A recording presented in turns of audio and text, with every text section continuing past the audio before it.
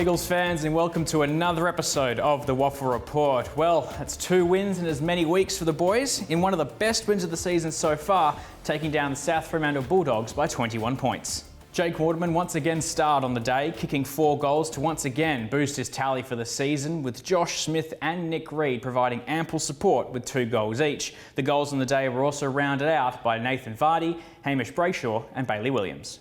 Now, there was a nervous moment for the club when Nathan Vardy went down in this contest during the third quarter. There were fears that he'd done his ACL, but senior coach Adam Simpson confirmed that after scans, Vardy had avoided serious injury. We spoke to Paul Tucker, senior physiotherapist, for more information about what's to come.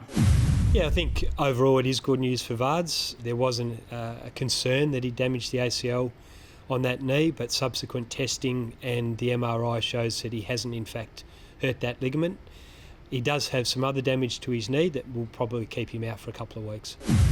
Now it's time for our Eagle Eye Catchers of the round. And, well, our eye catchers aren't only just for players. They're also for things that truly stand out on the day, like our aerial dominance. South Fremantle only had 42 marks for the day, but West Coast, we had 92. That is a 50-mark differential. If you want to go even closer into it, 17 players from South Fremantle had 2 marks or less. West Coast, only 4 players. That's a huge difference. And, well, when you control it by that much, it certainly helps getting towards a win.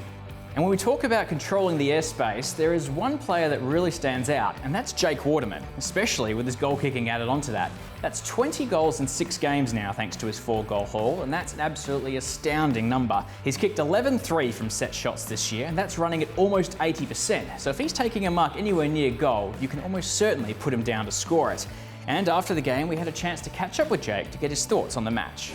Back-to-back wins, first time this year. Confidence around the group must be pretty good at the moment. Yeah, we're getting there, mate. Putting a few wins together. We went through a tough stage earlier in the year, but we're getting some personnel back, and a couple of wins to give the boys a lot of confidence. And, had 46 inside 50s today. As a forward, must be pretty handy when the mids are getting it down there as often as they did. Yeah, definitely, mate. We've got a couple of classy mids in at the moment. They're getting it in deep, and we've got a lot of tall forwards. So I think it's a pretty dangerous recipe for opposition defenders. So if we can keep hitting the scoreboard and get some good inside 50s, it'll be good. Just a game out of the top 5. Boys must be feeling good, and a good chance to make that run towards the finals. Yeah, definitely, mate. That's where our eyes are set on, and a couple of wins doesn't hurt that chances at all. But we're a sniff, so we're hunting for it. And if we keep doing what we're doing, we'll hopefully get there. And to round out our eye catchers for the day is Josh Smith, one of the best players on the field, with 27 disposals to lead the game, to go along with also his 2 goals. A player who's gotten a lot of his possessions this season on the outside certainly isn't afraid to get on the inside there as well. With 10 contested possessions, he certainly isn't afraid to get in and under. But what also is noted, he's got 12 handball receives on the day. Our players clearly want to use him as the link-up man between the inside and outside possessions. With 7 tackles and 5 inside 50s, it was a pretty good overall performance for Josh, and not surprisingly, we had to catch up with him in the rooms. 2 in a row, that's pretty exciting. What's changed in the past 2 weeks? I think sort of just a combination of getting some personnel back. We had a lot of injuries before the bye, and since we've come back, we've had a couple of guys come back in, and just sort of gelling as a team. Obviously, it's the first year WAFL doing this concept. It was always going to take some time, and I think the last few weeks it's really been good for us. And you managed to get a lot of the ball, and your work rate was pretty high. Do you think that's a correct assessment? Yeah, that's sort of what I have to pride my game on.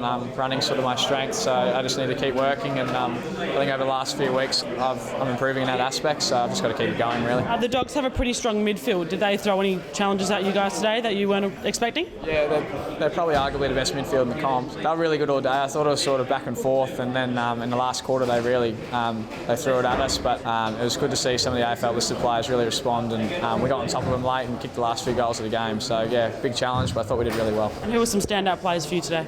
There was a few. I thought, I guess in the midfield, Archie and Hamish Brayshaw were really good for us, just hard inside and got us a lot of territory going forward. And then Jakey Waterman always at WAFL levels playing well, kicking goals, and Tommy Coley's just come back to WAFL level, and his last 2 games have been really solid. So could have named a heap more, but they're probably the 4 that come to mind.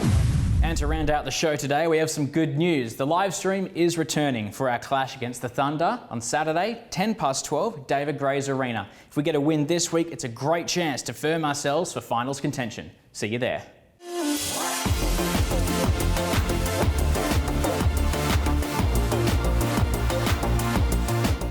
Saturday Saturday, NAIDOC round clash.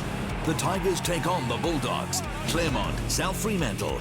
Live Saturday at 2 on 7.